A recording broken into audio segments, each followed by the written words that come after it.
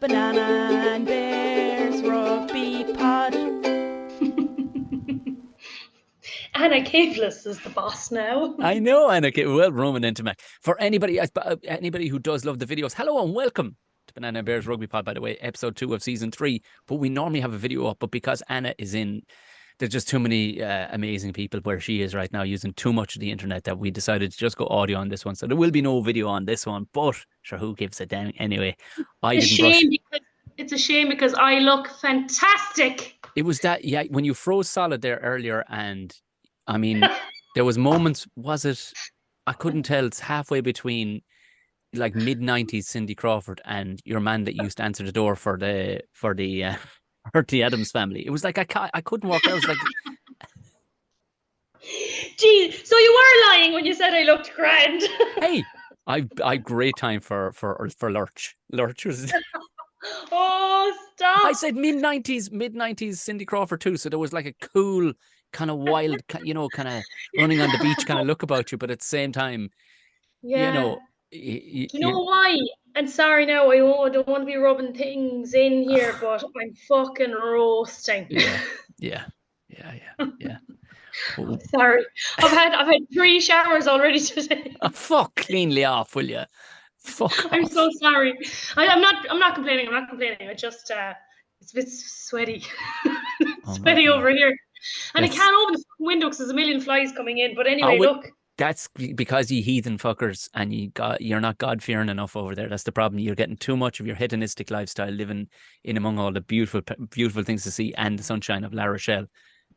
Look, we'll get around to your beautiful life in a minute. I had a tremendous meeting. I'm bringing my show to Tipperary Town, the first stand-up comedy show that's been there in 10 years. So it's going to be exciting. Oh, yes. That's fucking great. It is. It's unbelievable. Can you imagine this, Anna? So you played, top end rugby. Can you imagine turning up to a town and they're going, "Hey, you're into rugby, right?" You go, "Yeah." "Hey, what do you think of this?" And they just open the gates to a state-of-the-art facility that nobody has used in 10 years. And it's actually immaculate. Fuck off. That's class. It's phenomenal. They just opened the doors to this theatre and went, "So we've had a couple of, musical society things here." And, I say, I'm going, are you out of your minds? Are you out of your minds? Look at this place. State-of-the-art theatre. So people from Tiptown mustn't be that funny. This is the thing. Or maybe they're too funny. And I don't know. We'll see come the 18th of November. Too funny. And it used to cause like brawls and stuff inside in Tiptown. And it just used to spill out onto the street because people are just laughing their holes off. Oh, it's the old humour wars of the 1890s. I remember reading about them, all right. My great-grandfather was involved. They didn't want to speak about him. They got the English outlawed laughing around the time. So it was, yes. They had to laugh behind hedges and stuff. You know what I mean? It was... Russell, what do you call a man hiding in a bush? I don't know, Anna. What do you call a man hiding? Russell. But in Anna. Tiptown, maybe they called him a giggle. You didn't even let me ask you the question. You're like my... It's so the good. Delay. I'm sorry. There is no delay. You pulled the trigger way too early. Typical back rower, just going to go out and smash everything. It's going to smash the punchline here and fuck him if he doesn't like it. I'm just going to smash. we had and it turned out to be a lot more fun because I'm not trying not to be a grouch, but it was it seemed like a lot of preparation for our 3-year-old turning 4-year-old's birthday, and I was like, this is all too much. We could have just done something very simple, but my wife does not do simple. But as it turned out, it was very, very, very enjoyable to see these happy, smiley, sticky-faced 4-year-olds all running around. We got a bouncy castle, and I won't lie, I leapt around that fucking thing when they all went home. It was outrageously good crack. Oh, class. When were you last on a bouncy castle? I've been on a few in my time now. Like, yeah, I haven't been on in a while, I think. Not since COVID, I'd say. Some crack. I was expecting you to say, well, not since, I was about 10. So in relative recent, of course, Anna's been on a bouncy castle. Oh my God, she probably juggled fire while, marrying some, a llama to some Mexican bloke in Guatemala somewhere just for the crack while she was playing It was, sevens. it was more just christenings and stuff, but sure, that sounds way better.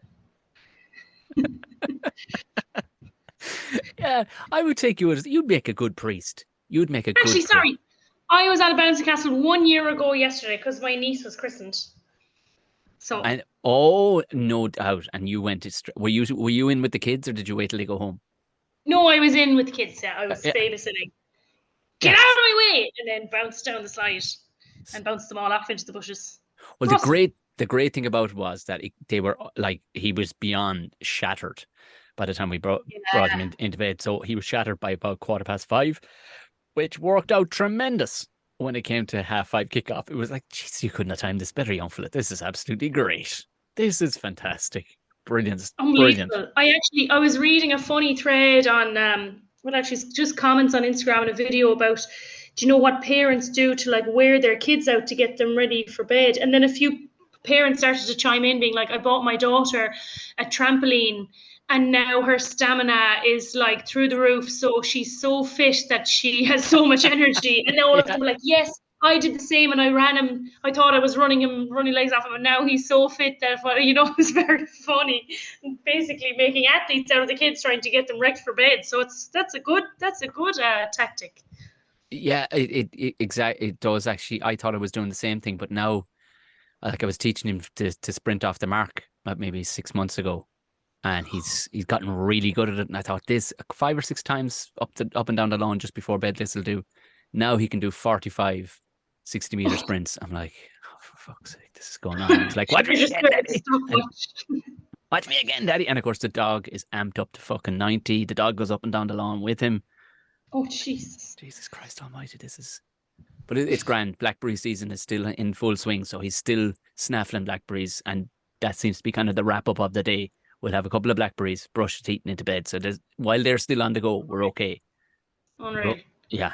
So they're still a regime, but sweet Jesus Christ, it's intensity level.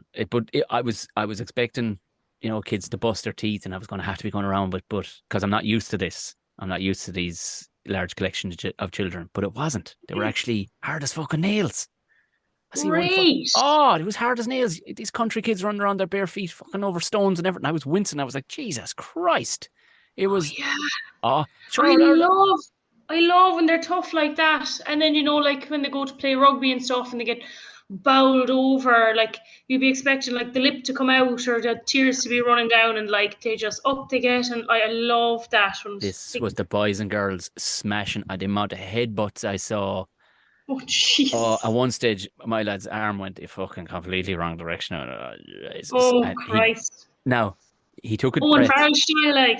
Oh, it was fucking rank. And he took a breath, because it's his thing when he's absolutely after milling himself. He'll stop for a second, take a breath.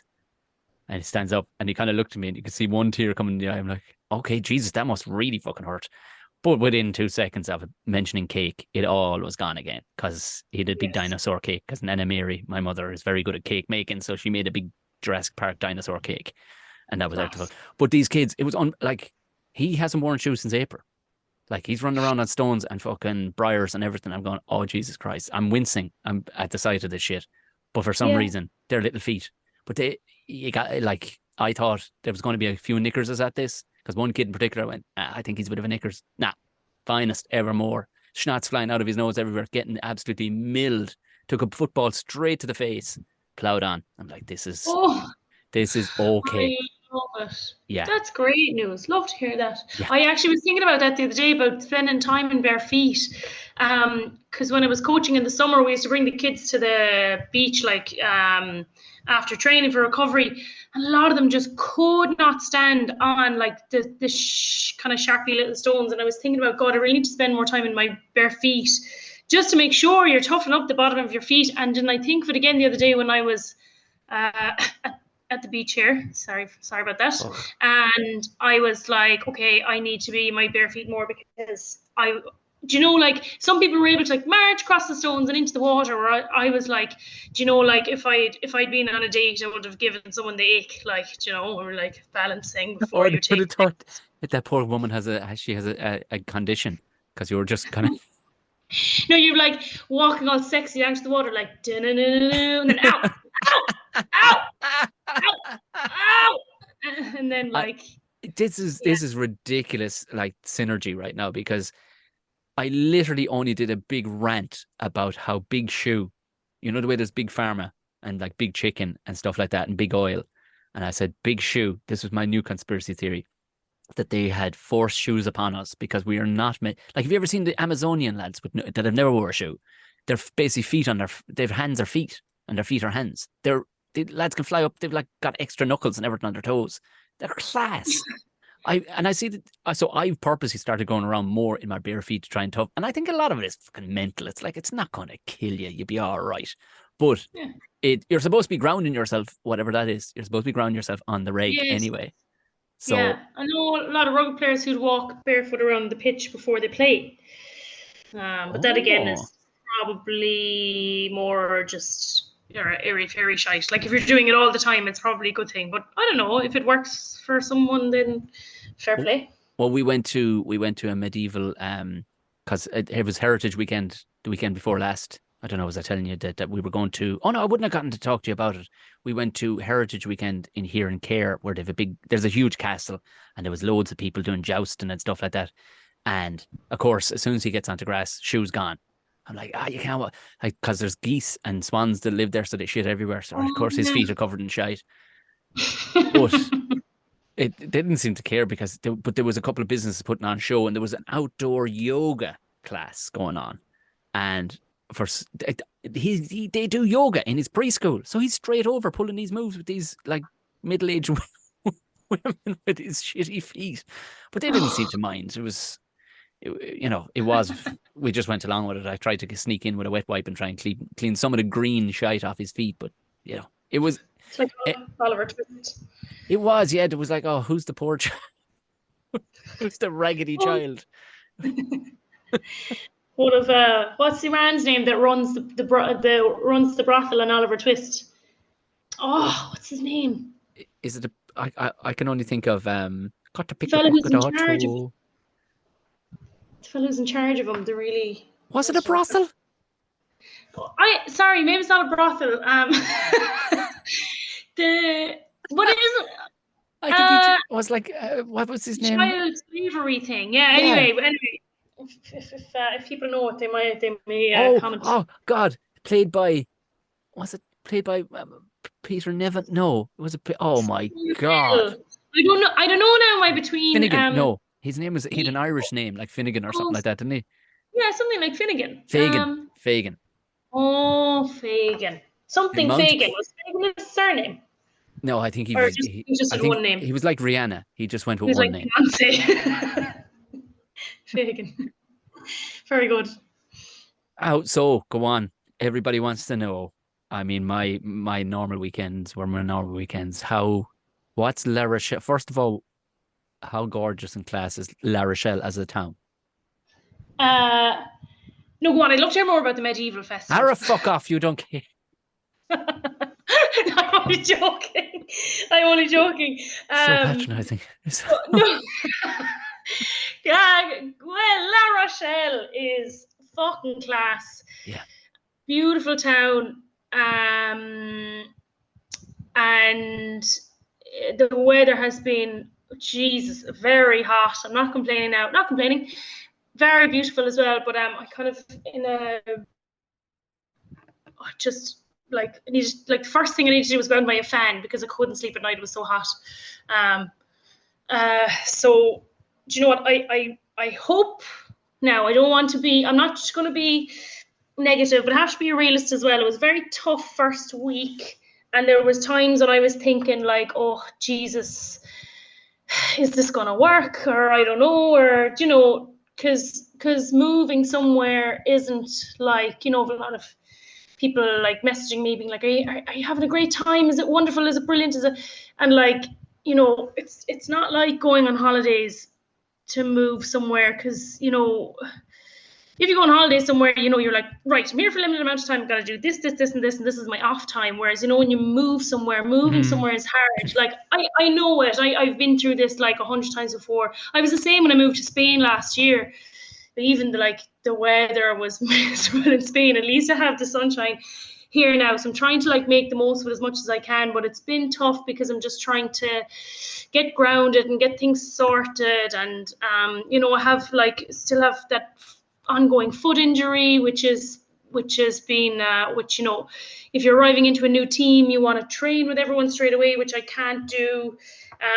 So it's fine. Like I say, I've been through it 100 times before, so I know what this is like. I know this period of time, and a lot of people moving country isn't like, woohoo, off I go and start a new adventure and bang, everything works out straight away. Like it doesn't work like that. So I have to remind myself of that. I'm in this stage now where I'm just struggling through the setup, which is fine, and I'll get through it. But there have been a few moments where I'm like, I'm not sure this is going to work out, which is a bit sad because I really would love to stay because it's absolutely beautiful.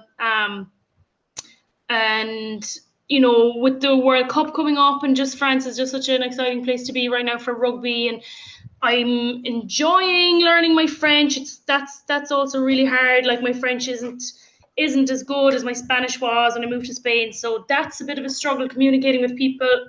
But it's all fine, and I've experienced in it, so I know that this part is the bit I just need to have patience with and put the head down and grind it out, because it'll be worth having if I can make it work. It's just been a bit of a struggle to start with, but that's okay. So yeah. You bollocks! You absolutely played it down like going, it can be tough. It can be tough, Tom, being an elite level rugby player in a gorgeous part of fucking France. Honestly, the heat sometimes. I had to go out and buy a fan, Tom. I had to go out and buy a fan. Can you imagine that, Tom? I wasn't a complaint.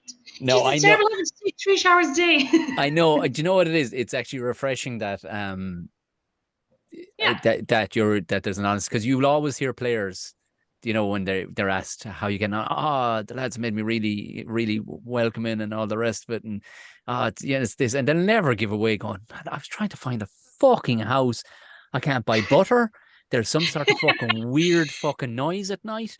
What's the fucking deal with all the people fucking smoking fags? Like, what, so there's so many, and the lingo isn't 100%, to me and stuff. Like, I got croissant, I can say that really well. Other than that, what the fuck? But until you find your groove, sure, groove is everything. Like, it's not like you're taking up a job. It's not like you're taking up a job just fucking shoeing horses over there, where one horse is the same as a fucking other. Like, you got to find a groove when it's a sport you're playing. Like, and your life around the sport has to be a groove too. Like, but another week or two and you'll be sucking diesel and you'll be when you'll be twiddling. Yeah, you will. I hope so. I just, it is, well, it's kind of, it makes sense to be, to be honest about it as well, because there's no point me being like, yeah, it's great, and not saying how things really are, because that's not realistic. So, the real side of it is that it takes time to settle in anywhere. And I know other friends of mine who go through it as well, and they get very impatient as well. And my advice is to them, you've to stick with this now and you'll be fine, and try and enjoy the days. Like, I was kind of eager to get things done, but I kind of reached a stage where there was nothing more I could do. It was last week, whatever day it was, and I was like, right, there's nothing more I can do. I have to enjoy this kind of space of limbo. So I'm going to go into town for a coffee and kind of wander around a bit and try to, just make the most of the day. And like, that's the advice that I give to any of my friends that are moving abroad and they're in the same kind of position. But this day anyway, I don't know if you see it on my Instagram, I went down for a coffee about 10 o'clock in the morning, and just around the market there, sat down for a coffee.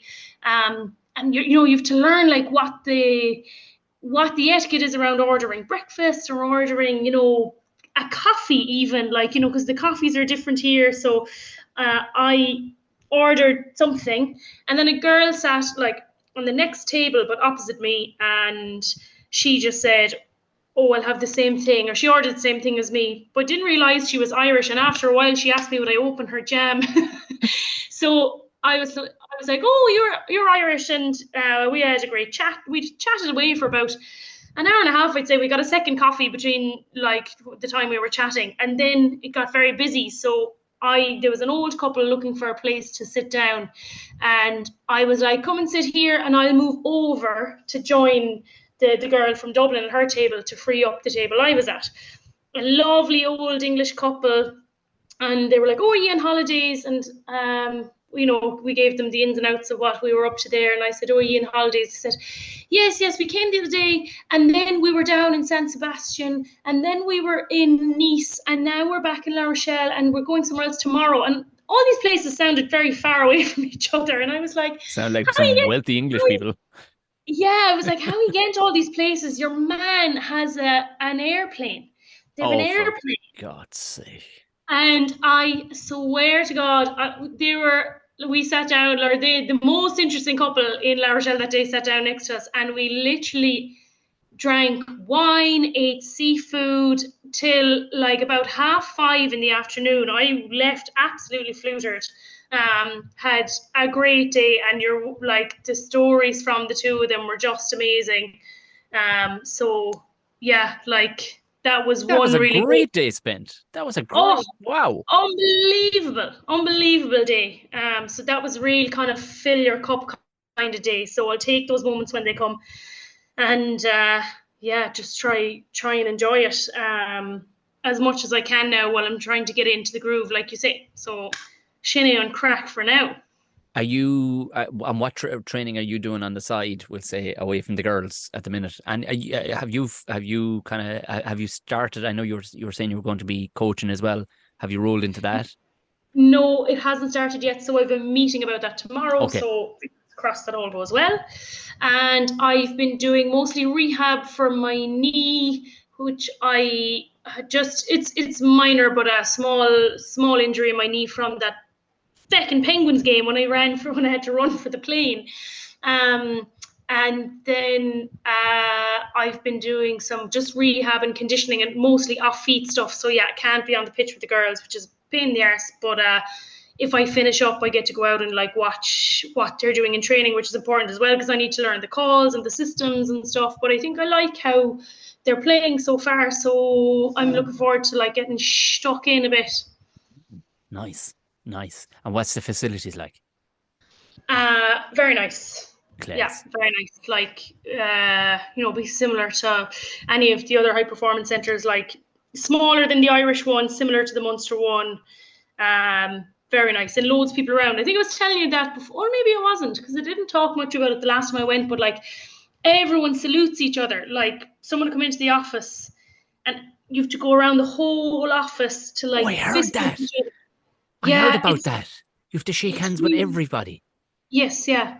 It's really it makes me really nervous. I don't know if I'm like being I have a trick for this, right? If I do it or if I don't do it, or they all like, she's some bitch. Like I remember this feeling for when I moved to Argentina. I didn't want to go around kissing everyone, and I was like, oh my God, do they all think I'm a bitch? Oh, so it's just a different is it? No, it's not actually. It's not. I'm just saying in Argentina it was. And I remember the same feeling of being like, oh, fuck, what do I do? Do I just go around and fist bump people I don't know at all? They're doing it to me, so I have my head. That awkward moment you're like, do I just rub him on the head like a child and go, hey, sucker, how you doing? Hey. Just pretend that's the Irish way of doing it, yeah. Just punch him in the nuts. Keep it. Keep on your toes, boy. Do you know what you need to get? You need to get your own handshake. I've developed my own handshake. Yeah. Have you? And that makes you really confident in those moments, because you're like, well, here's what I have. And it's a very welcoming. I've been told it's a very welcoming handshake. Yeah. What's your handshake? It's this is great actually that I get to describe it to you, because this is actually really good for the audio listeners. So it's kind of at, if you'd stick out your hand lowish. Do you know what I mean? Not quite a groin level, like, but people tend to just stick them out kind of low. Well, this would be up around navel level of the person, and you kind of tilt your hand at, say, an outward 45, and you're leaving your fingers, because I've got very thin fingers, but I got big meaty palms. I don't know, they're like two different hands put together. I don't know what that is. I think it's just a lot of country work, but I was meant to be only a pianist or something with my skinny fingers. But it's it's kind of an open, hey, come on in here, kiddo. And you then, not that you dominate the handshake, but what you do is you make that person feel very confident in and happy to shake your hand. Rather than, there's nothing worse than grabbing somebody's hand and it's like a bag of wet fucking sausages. Do you know that kind of way? So if you develop a nice, good fucking, come on in here, I'm Anna, and I'm going to fucking do a lovely handshake, people immediately kind of go, fucking, I want to be shaking her hand. Do you know what I mean? So I think you should need to develop your own handshake. The banana shake. Oh, Jesus Christ. I'm just saying. Yours sounds like Donald Trump's. Oh, no, he turns it in. No, what he does that power one where he catches you and twists in on you. Pulls you in. Yeah, no, I don't do that at all.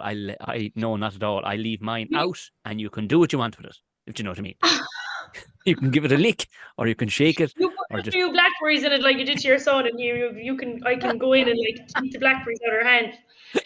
Do you know what? That's what you need to do. I'll send you over some blackberries, right? You just every morning just have a fistful of blackberries and just hand them out to people, and it'll cut out any handshaking. Be like, oh, nice one. She brought next week blackberries. now. I'll be like, Tom, it didn't work. I went in and I gave everyone a headlock and a nuggie, and they just didn't like it at all. Yeah, I got nervous, Tom, and just started punching people in the ear and just fucking wet willying people. I didn't know what the. Anyway, I'm on the way home, Tom. It didn't work out. Good thing the flights still go till the end of September. But no, well, look, at least, yeah, all sending all positive vibes my way, because I really want this to work out. So of course you will. It will. It will. It absolutely will. You will. It will. Yeah. You don't get in the gate without being a good enough horse. If you know what I mean. That's just the way it is. Yeah. No. You're going to do class. Anyway. I mean, I would love to ask you more, but we'll know more next week as well as in the coaching side of things. But where did you watch the match? Or fuck's sake! I made an awful fucking arse of myself here, because I should have. So I've gotten to know Noel down in the pub. Noel from Portlaoise, because that's actually where we spent the night the last time we were here. Yes, where you got the gig. No, different place. That was a French pub. This is an Irish pub, and I should have gone there, but I had been into another Irish pub and chatted to them a little bit about rugby. So I was nearby there, so I was like, "Feck it, I'll go in here." Corrigan's is called, and they had a French channel, and because it was a feckin' like a summer series, as in like they weren't taking the game seriously at all, really, which I suppose makes sense, especially before the World Cup. Like they had the channel like shared with fucking soccer game and the top 14. Right. But I saw the first like half hour, no bother, I had the place to myself. Few kind of people coming over asking questions about the match, and like Frenchies and whatever, just asking a few questions about the match. But halfway through, or kind of intermittently, they were changing with a soccer game, so I had to watch it on my trusty old rugby stream with the women's tits swinging around on the side as usual. So back to the same old shite. To clarify that for anybody who's joined this season in season 3 and didn't listen to any of season 2, what Anna's on about. It's when you go trying to find an illegal stream, but for some reason loads of women with cartoon women with alien tits start popping up in front of you and make you look like a complete fucking creep. And you got to X out of all of that to finally get to the game. So that's where Anna was during that moment. And for the second half, this like old French man came and joined me, and I was like, oh no, I hope the stream, because sometimes the stream just cuts out and it shows you the bits around it. Yes. So I was like, oh please, like don't let this happen. Yes. But where did you watch it, and did you enjoy it? I was very lucky. Like I said, the boy Fionn, he was conked. He was conked, and normally he'd watch a bit of it all right, like, and then he'd try and smash me a few times. But in all fairness, he was not ready for fuck all after the bouncy castle. Like 6 hours of bouncy castle was done and dusted. So I got to watch the match.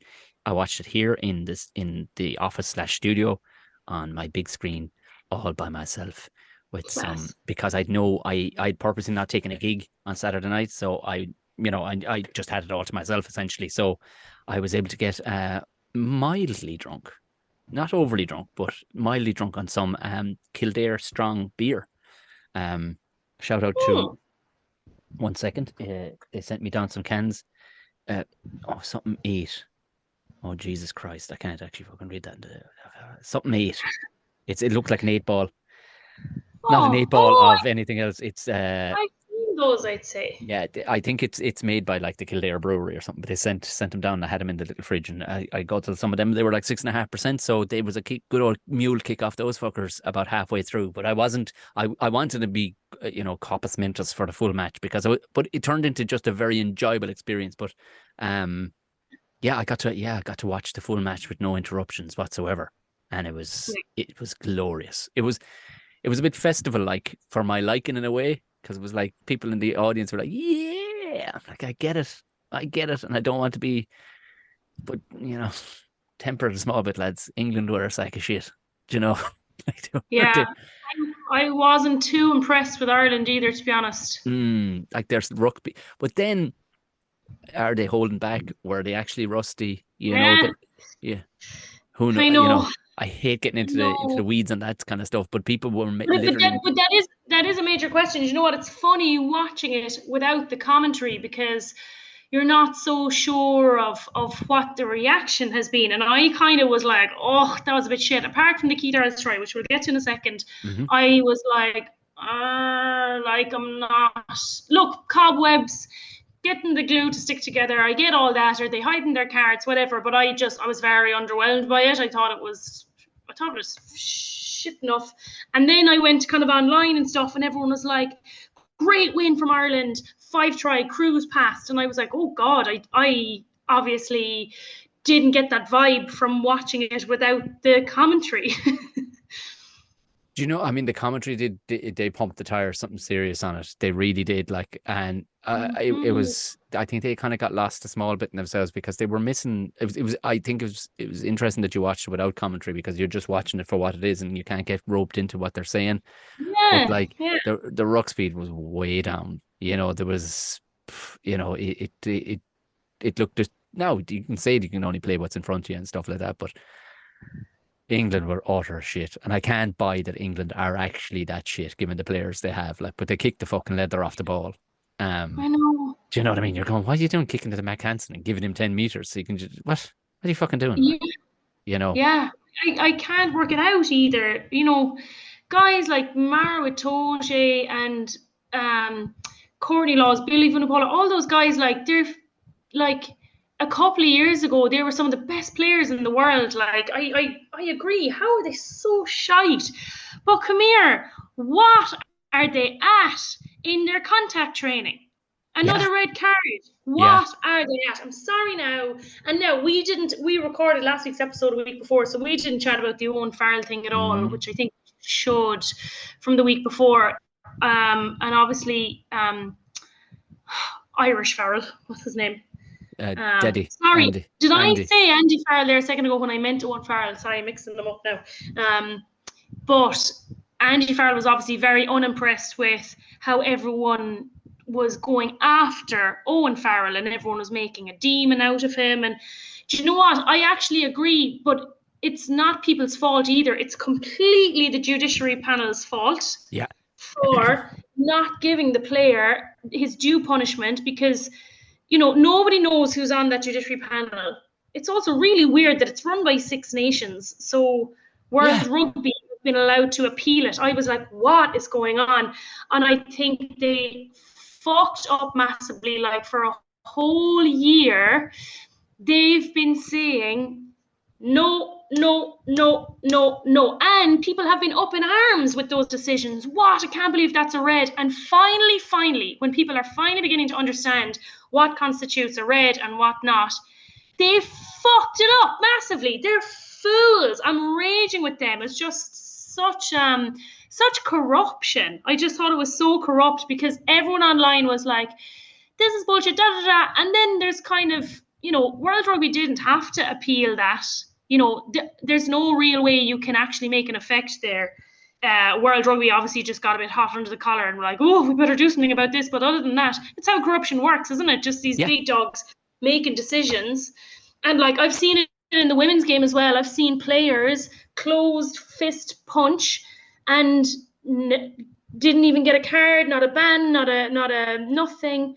And because the judiciary panel are completely untouchable, like they they kind of don't exist. They're like fictional characters, and you can't get in touch with them. But it just makes it so corrupt. I felt so sorry for Owen Farrell, and I felt so sorry for like England and everyone involved, and World Rugby and everyone. I just thought it was the biggest fuck up ever. They're absolute fools. When's the second hearing? It's going on again. Yeah, Is it dragged the arse out of it now as well? When is that? Apparently they were really early off the mark, so they could have it in the next week or two, but they won't. Like, when are they going to have it in the middle of the fucking World Cup to make another circus? The left hand doesn't know what the right hand is fucking doing. But if they want Owen Farrell to feature, they've got to do it soon. Yeah, but you're going, the optics alone, lads. You know he's got form for this shit. Like, he nearly cut a fella's fucking head off against Wasps for Saracens there a couple of years back. Like, he's got serious form for this shit. He went to tackle school, which I think is school. Like, they do that shit. They do that in the UK for driving. So you can take the points, or you can do a day of speeding. I swear to God, you can do a day of this course on driving or whatever to avoid the points. Like, but they tackle. That's embarrassing. That's embarrassing. Like, Yeah. And then on the other side of it, then did you see that Tongan player that was given a 10-week ban? Yeah. No previous penalty points. 10-week ban handed out straight away. No regard for his career, what it would mean for him to go to a World Cup, and. It used to be a thing that if you were apologetic, it would cut, if you showed remorse, it would cut down. But a 10-week ban, how fucking dare they? I was just like, this just stinks. I thought it was so poor.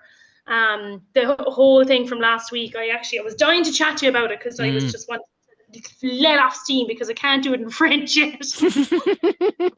Merde. Putain, je m'en fucking fou. Just spitting out your croissant. Yeah. Anyway, and then Bark and Vunapola doing the same thing. I mean, this must send you over the fucking edge as an actual player who trains at rugby and contact training to drop your fucking tackle height. What are you doing? Anyway, here's the fucking thing. I don't know if there was as many high tackles like that a couple of years. Like, where's it? None of the Owen Farrell hasn't played rugby league since he was 12. What are you doing with hitting those big fucking rugby league shots? Billy Vinapola. It wasn't like he was trying to tackle fucking Peter Stringer or fucking Cheslin Colby. Get the fuck down, you lazy bastard. Like, it's just so sloppy. Like, it's, Sean Edwards, we spoke about Sean Edwards a lot last year. Oh, and Fabien Gaultier was loving his get-up the other night. He was sitting on like a high stool with runners and a suit and his glasses, obviously. So trendy. But what was this thing? Oh yeah, Sean Edwards he didn't send a tweet. He wrote an article basically saying, well, you have to remember this is a contact sport. The game's gone soft. I cannot stand when people say the game's gone soft. Sorry now. When you played, there was no evidence of any mental damage to players' brains or heads. We know what we know now, so we have to change the game. Take that fucking shitty excuse and get the fuck out of here. Like, he's a defense coach. He's coaching. Yeah. If that's his attitude, he shouldn't be involved in this game at all. How could he say something like that? Knowing what we know now about players' mental welfare, If anybody wants any context on that, go listen to the Andy Rowe podcast with Steve. He was a hooker for England. What's his name? It's fucking one of the Steve. Say again. Yeah, his name. Oh, no, I know who you're talking about. Oh, it's one of the saddest. Steve Moore. It's one of the. No, Steve Moore played for Australia. It's what is fucking name? It's an English guy. English guy. Steve Moore. That's not how I meant. Something. Oh no, sorry. I'm thinking of someone else. I'm thinking of Brian Moore because that's who tweeted about Sean Edwards. Do you know what? I never Googled, but I will just 1 second because. Google away, my friend. It would be, I go through my notes here, even though the lights are kind of gone off. Oh yeah, Dan Sheehan hobbling off. These are the notes I was making as I was watching on my screen inside in the pub. I hope Dan Sheehan's okay. I'm sure he is. Thought the penalty count was atrocious. Thought Matt Hanselden was unbelievable. And I would award him with Clatterer of the Week on the receiving end of Clatterer of the Week, but he got under a fucking lovely high ball and he got absolutely smashed right after it. But he's a like, for a fella who doesn't have, say he doesn't have the definition of, the muscles that, say, Owen Farrell would have. Owen Farrell walks around like Superman. But man, he's a tough bit of stuff and a strong man, isn't he? Like, yeah, it's his attitude. Yeah, it's like that Finn Russell kind of, like, not give a fuck body, like, but throw yourself into it, and it doesn't seem to, like, it throws out the window that you gotta look like fucking The Rock basically to play rugby. Like, you look at Mac and he's just rocking around the place with tats, and he looks like a fella you'd meet at on a weekend, like. Yeah. I know. Yeah, he's such a little legend, and he had got player of the match, and he seemed quite disappointed. Actually, quite a few of the players who spoke afterwards said that wasn't good enough, and you'd wonder, just how they prepared. I have a funny feeling they got a fucking Abalakan at halftime. For some reason, I felt they got a rocket put up their hole at halftime, and I have a funny feeling because Farrell had a sour old puss on him. Like, now he was delighted. I can tell when I'm about to get a bollocking from a boss man. He looked going down the steps they showed him at one stage, and he looked, I'd say a roasting was coming. I just knew it. Anyway, Steve Thompson was that gentleman's name. If you want to go listen to it, it's one of the saddest interviews you'll ever hear. This is a World Cup winning man, and he doesn't remember ever playing in Twickenham. Yeah. Oh Jesus, I don't want to listen to that. Oh my God. He said this podcast alone. Yeah. This podcast alone, now I'll be down for 3 days after, with the brain, the body, the energy levels. But so that's just to reaffirm what you were saying, but about the head contact. Absolutely. Yeah, absolutely. Do you know what else? Oh yeah, so let's talk about Keith Earls then. Oh God. Oh my God. Like, match made. Do you know what? There's times too when I get like Waterford hurlers and the Mayo footballers, they would celebrate these semi-final fucking moments in All Irelands, and you're going, what are you doing, lads? You've done fucking nothing. And the audience, the crowd be going bananas from, and that Kilkenny or Limerick were going to hand their fucking arses back to him, or Donegal or Dublin or Kerry were going to hand their arses back to him come the final, and you're like, for fuck's sake, would you keep your powder dry? And there was the critical bollocks in me was going, just please, let's not pump his tires so fucking hard. I know it's an amazing moment, but we've done fuck all yet. Like, we have to. I know. We didn't fucking celebrate anybody's 100 caps like this before. But then I took it back into context, and I remember reading his book and how hard of a life he had coming up. Like, I remember there was a line in it. There was a segment in it when he was playing for Munchins, and they went to play Glenstall Abbey, and going in on the bus, it was literally like, do you remember in Gladiator when they were standing outside the Colosseum, and one of the boys turns to Maximus and he went, I did not know men could build buildings like this. And he literally said that about Glenstall Abbey, because I didn't know people could build buildings like this. And this is a teenager, like, you know, oh my God, so he has come from, where he's come from, purely based, and everybody loves him so much. Like, it comes like and there's nothing tacky about it either. Like, there's just doesn't. I want it to be tacky in a way. I'm gonna go, but there's nothing tacky about him. He's just class. When we were when we'd be training in UL, like, you'd see all the players coming in their, into the Munster High Performance Centre in their like lovely new cars, like, and some of them have very flashy cars, and they all fucking taken up I could never get a fucking parking space there because all the lads had all the parking spaces taken up, and all their Toyotas or whatever car had been sponsoring that year. And Keith Earls in on the bike, hood up, cycling in every day.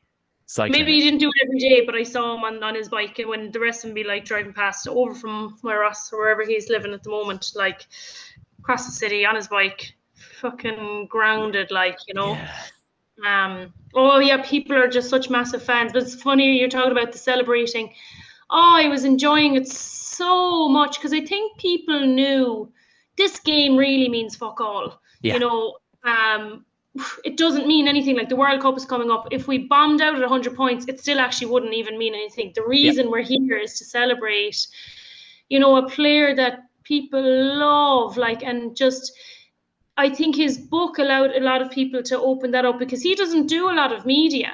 It was even weird seeing him like sitting down and answering those questions so comfortably, because he never did a lot of media throughout his career. But I was like, I didn't celebrate anything in the match at all. Now I applauded when he came on, and I applauded a few of the tries, and that was it. And when he scored, this Frenchman had asked me a few questions like, what's the score now? How many time is left?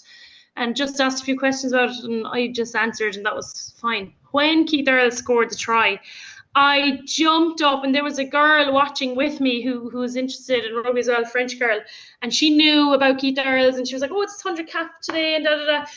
And she jumped up as well, and two of us were celebrating, and I was like, yes, like, come on, Keith Earls, and the barman, like, rang the bell. This bollocks, this French bollocks, came over to me and was like, however he said, I can't think of the French sentence, so basically was asking me, like, isn't this just a friendly? And I was like, what? He was like, isn't this just a friendly? And I was like, what? No, it's the summer series. I couldn't get my head around what he was getting at. Yeah. And he was like, but this is just a friendly. And I was like, I literally like looked at you and I was like, I'm happy for him for scoring a try in his 100 cap or whatever I said to him. And he was just like, oh, right, and was embarrassed. And I literally was like, fuck off, like half under my breath, half not under my breath, like fuck off from around me, like, because I wanted to celebrate Keith Earls' try. And everyone else seemed to enjoy it. He was just, they're a begrudging now bollocks. I was raging. Yeah, I mean, I in the immediate moment, every part of me was like, absolute, this is the greatest fucking, this is, fairy tale stuff. Like, and what I was loving actually was, like, there was two players between him and Bundy, but I have a feeling Bundy was like, I am getting that fucking ball to you. Now I know they did. One thing I did like about how they were playing, they weren't frightened to go to the edges either. But you know what I mean? They did do it in that style of that big long pass. Yeah. Quite a lot. Yeah. Which I thought was very weird. It's obviously either a new style that they or a new kind of move or style of play that they want to try out in this particular game. I had noticed though they were getting England were getting quite narrow though. They were pulling in quite tight. It was like when so were Ireland. Yeah. That last defender, like flying in on the last on the kind of the outside center. Like, I was like, Jesus Christ, you want to have that time to a T. Like Mac Hansen, I did like the little mix up play between because of course Mac Hansen played 10 for even the Brumbies at one stage. Like, he played 10 for the Brumbies. Like, he loops in around, grabs it off of Ross Byrne, and then drops it on a penny for who caught it on the outs? Was that Gary Ringrose caught it out there on that one? Yes, it was a good try, really. Yeah, I mean, there was everything, and I suppose the big question, and actually we got a question to the podcast. Sounds very radio-like, but we got a question from Davey, long-term listener. So Stockdale Earls at this stage, I mean, fairy tale stuff, yeah. But as we well know, Andy Farrell a la Joey Carberry isn't frightened of cutting a lad. Do you know what I mean? No, but Joey Carberry was kind of struggling. Yeah, he was waning. Yeah, like Keith Earls, I just think, if you're looking to fill plates, like, he's just streets ahead of Stockdale in every manner. How he plays, I think he's a better player. If sport had nothing to do with history or experience, I'd probably pick him anyway. Yeah, considering where now Jacob Stockdale had a few nice moments, like, since he's been back, but I just don't think that's enough. Now, again, I agree with you. I think Andy Farrell is kind of, he knows the score. Like, I trust him and his decisions, but I think that he sees the value in Keith Earls as well. I hope that game, and bringing him on wasn't just a token. Yes. Yes. Yeah. I mean, by all, like, I suppose there's more at play at just bringing Like Stockdale on his day was absolutely fucking lethal. You know what I mean? 6'4", 16 and a half stone, Yeah. can move on the wing, like incredible, like against the All Blacks that time. Like, but what? It's not like they're going off to play a one-off match. You need a good squad person because Consistency. Yeah. young lads can go squarely on tour for 6 fucking weeks. You know what I mean? And you start missing home. Maybe things aren't going great for you. You need a fella around the place who's class, and everybody And knows. I agree, and he's very comfortable with his place in the squad. Yeah, As a backup supporting player, he knows his role through and through. He's been in that role for a while now, and so there's no kind of tough conversations to be had with him. Whereas Stockdale would be looking for answers and looking to get in the pitch and looking for So yeah, I agree fully. So I 100% have Keith Earls there. yeah. Which is, a shame really, because I love Jacob Stockdale as well, and I want to see more of that from him. Oh yeah, but I Um, mean, let's be honest. Your average person on the street was surprised he was in there because he technically hadn't done much. yeah, I In was surprised. Yeah, yeah. I was Calvin Nash surprised. was more than deserving to be in there. Like, Yeah, obviously he yeah, got sent back home, and now it isn't. You ain't cut till you're cut. But at the same time, like I yeah, don't, felt a bit yeah, hard done by for. But then you don't know how fellas are going at training. Keane Prendergast starting and yeah. allowing the ball to be ripped twice on him. Now, in fairness, he went about his business and started I smashing thought he was boys. good otherwise. Yeah. Yeah, but Um, but they're gone to France now. I don't know how many players actually have come to France, but they're in France this week for like a kind of a World Cup France, like getting the croissants in to try and yeah. Smoking fags, getting the croissants in, growing out the yeah, moustache. the Yeah, wine and the fucking yeah. So that's what they're doing. They're down in Bayonne. They're playing in Bayonne. I actually looked at going down, but Bayonne's a bit far. And well, La Rochelle are playing at home this weekend. I'd love to go to that, but you can't get tickets for the Stade Rochelet games, so I don't know if I'll be able to go to it. she's But they bad when you. lost. They lost last night, Stade Rochelet. They lost down in Montpellier, which was a shame, and it was shite enough. But it'll. Sure, they've all right. Sure, that top 14 is about 174 fucking matches in the thing, sure. I know, yeah, but sure, that's what the league is for. I was chatting to some of the coaches today, and they were like, "Oh, this stage of the season," and I was like, "But sure, that's what the league is for. You have to have a beginning, middle, and end." Yeah, And, yeah. like, oh, a lot of young players, they don't know what they're doing. I was like, perfect. By the middle and end of the season, they'll know exactly what they're doing. So there's a big gap now they have 3 games on the hop, and then they have a big gap for the World Cup, I think. So yeah. I think Munster kind of Munster have a few. They obviously season doesn't start, but I think they play the Barbarians. I think at the end of the month. I think Oh yes, yeah. The girls are playing as well. very good, class. Actually, yeah, the Munster girls beat the living piss out of. Was it Ulster they played at the weekend? No, Was it? they played Who did they play? Ulster the first weekend, Yes. and then they played Connacht the weekend just gone, and it was brilliant. I saw some of the tries. Fuck, Just they were fucking on fire. flying it. Munster Leinster next weekend, but there's also a final, I think. Actually, I need to make sure that I actually went to look that up today. So Munster Leinster this weekend would be brilliant, like because Leinster already lost to Connacht Oh, last week, which is a huge result. Just got to make sure now that they've half of that fucking Munster team on the Irish squad because they're brilliant. This like I just love. some. I don't know if do you follow Peter Classy? He's so No, cutthroat. Like no, so, Peter Classy's standing there with his daughter, who's now playing for Munster, right? yeah, And I think her name is Claire. And he yeah. literally went like this is he'd standing there with the kid on Instagram. He just wrote, well, the other two fuckers, his sons, well, they couldn't make it, so thankfully Oh, my daughter can get that sorted. oh, I love It that. was But there's, just like it was so but you know, cutthroat. It was like Jesus Christ, Dad. But you know what I mean? They obviously know their oh, father. sure, he's dead right because it was a gorgeous picture of so Dominic Crotty's daughter, John Hayes and Fiona Steed's daughter, Wow. Tony Buckley and Nipper Buckley's daughter, and there's another female player. God, I can't remember her name now. Flip, and I only posted it the other day. But all their daughters are on the same under-18 Munster team. Like Some how cool! serious pedigree there, like. Oh, they're brilliant players as well. So very exciting for the future of women's rugby. Oh, I don't know what you see. Sorry, I know we need to wrap it up there now, but and this is a story for another day, but just because it happened only in the wake of like the World Cup, I've been following the Women's World Cup quite closely. It's been fucking brilliant. But I've been writing about it a lot in my Evening Echo column. Some amount of fucking shite. You know, like Irish women's team, we've been through some amount of shite. Oh, Lord. Every fucking women's team in the world has been through some amount of shite.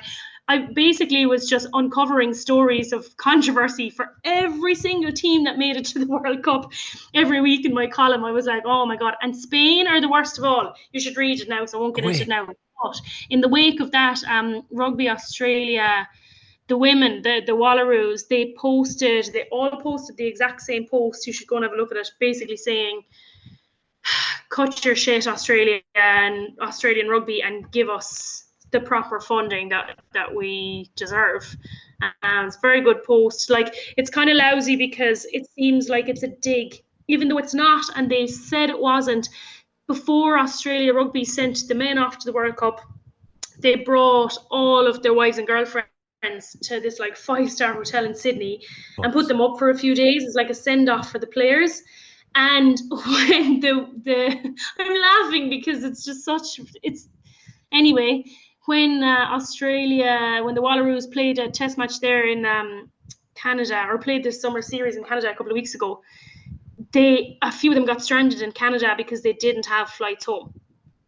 Rugby Australia just Christ. booked a flight home. Oh my God. So, and you know, that's only a scratch on the surface. There's so much shite. So they just called out Rugby Australia. And like they did say, this isn't a dig at the Wags, but the Wags had all posted like, send off, and like all these lovely TikTok videos of having a ball. And then like you can imagine like the girls just like, fuck's sake, you're telling us that there's no money in there. Clearly is.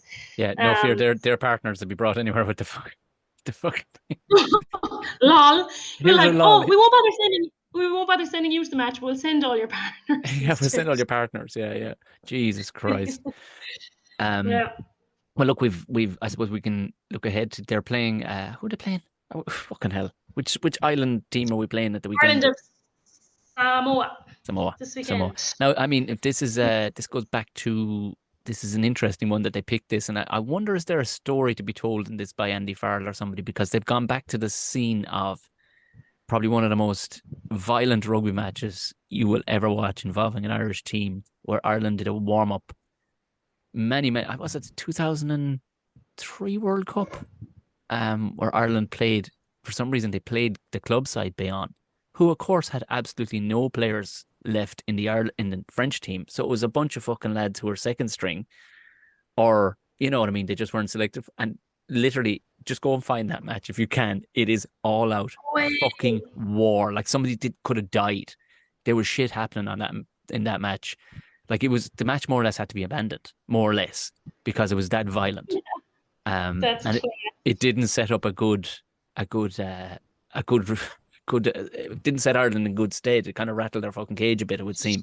So it's interesting that they've picked, of all places, to go and play these island monsters, who obviously they'll be keeping their powder dry too, because none of them want to fuck up. So it's not going to be like the Bayonne thing. But it's interesting that they picked Bayonne, because there's literally it's known as the Battle of Bayonne, that match.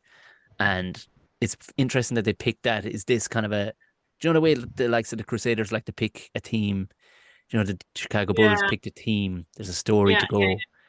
Go back. Let's go to fucking war. If we're going to war, like time to, you know. And you can just see Peter O'Mahony's eyes just turning to flame. He's like, yes. Sandy Farrell-esque, all right, yeah. You know, before we go, we need to speak a fun hypothetical, and I want you to give me an answer to this. First of all, did you see how Scotland announced their fucking team? Please tell me you've seen it. No. Oh my Jesus. What did I miss? Oh my God. Put on your fucking kilt. Blew up your face. They had Jared Butler go fucking... He went full Leonidas and stood there in his jersey and still looking massive, of course. And his big deep voice just saying, "It is the pride of our Highlands. I am very proud to now announce our team. And in the middle of it, big fucking Tipperary fucking North, Nina himself, fucking Ben Healy, delighted for him. But like, what a cool ass way to bring even the non-rugby people in to go, I know. I fucking love John Butler. You know what I mean? Yes, rather than Yeah, just, yeah. all right, lads, you're sitting down. Last one, okay.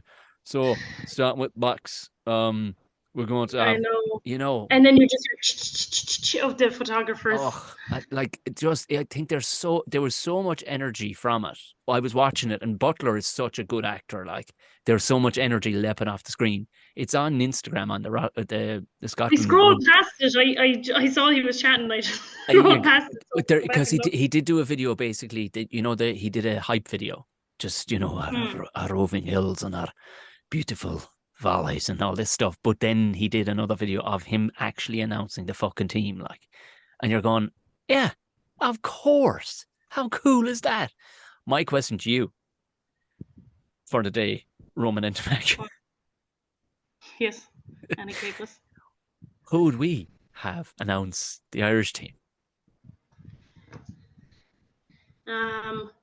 They used Liam Neeson to try and get us to win the World Cup bid, and it didn't work out very well. No. I'd say Maura Higgins. Great. She's the every man, every woman, isn't she? With her flat Midlands, Longford accent. Yeah. Pete Earls. Keith Earls. Peter O'Mahony.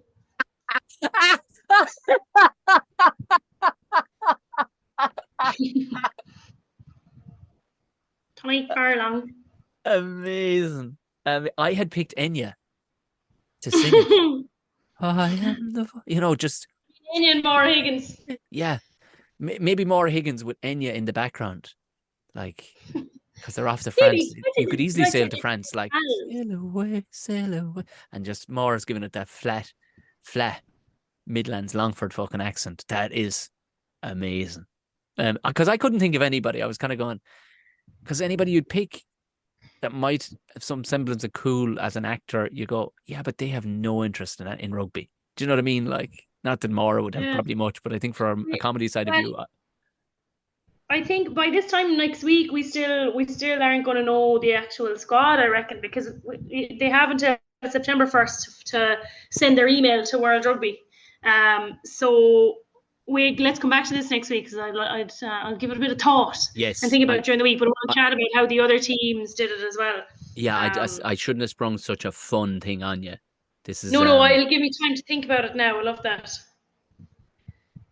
Beautiful. Even I might just stick with Maura Higgins, Yeah, I like where you're going. Absolutely abstract. Or we could have somebody frantic, like, what was your one's name that was doing the weather? Don't go out and unnecessary. Just put the fear of God into everybody, like Teresa Mannion. That's it, Teresa Mannion. It should be all those people, and like Carl Mullen, and like okay, we'll come up with how would you do it? Yeah. We'll talk about and what setting? Like, they had shots of like the Highlands and like a stag looking up, and it was like literally an ad for whiskey. Do you know what I mean? Yeah. Do you know, all the boys are sitting. They were actually on the bench getting their photograph taken, but it was like an aerial shot, a drone shot, and that big bridge behind them. And it's all like, oh my God, your team for. He went heavy on the Scottish side of things, like, but I freedom. How good would it be if they actually had Australian American actor Mel Gibson? Yeah, I know. Okay, we come up with some a plan of how you do it and who you use next week. Exactly. I'm so waiting because it was maybe fucking dinner. Yes, exactly. You have to make the dinner and hunt the flies out of your place, and possibly have another shower from Sweating the Whole Way through this podcast. I'm only assuming. Thank you very much, everybody, for listening and sharing and giving thumbs up and being sound. You got a lovely couple of messages on the YouTube page where it's shared. People were like, class, good on you, and they were loving the fact that you were going over to La Rochelle. They were very, very happy by that. Great! I didn't see any of that. Yeah, but they don't get to see how beautiful we look now this week. They won't. But you look at it. I mean, it's a very French thing to do, is just to hide behind, you can imagine how sexy. Do you know what I'm doing there? Ow, ow, ow. Yeah. Okay. Brilliant. Another great episode. We got a nice bit of rugby in there, and that was great. I have full faith that you're going to have an unbelievably good week, and I will talk to you Excellent. next Thank week. you so much. Thank you everybody for for just messaging in, being sound. If this is your first time listening, of course, hit subscribe, hit the bell if you are on Spotify, and if you wouldn't mind, just tell somebody about it. 5 stars is all myself and Anna need. Anything less than that, I'll use those. Other than that, mind yourselves, go on away and tell us how you feel about next week when we possibly might. I don't know. I'm thinking there might be a couple of injuries from these big boys, but look at. Oh Jesus, don't be saying that. I know. I Till have next my week. boots. Have my boots will play. Ihoa. Au revoir. It's the Banana and Bear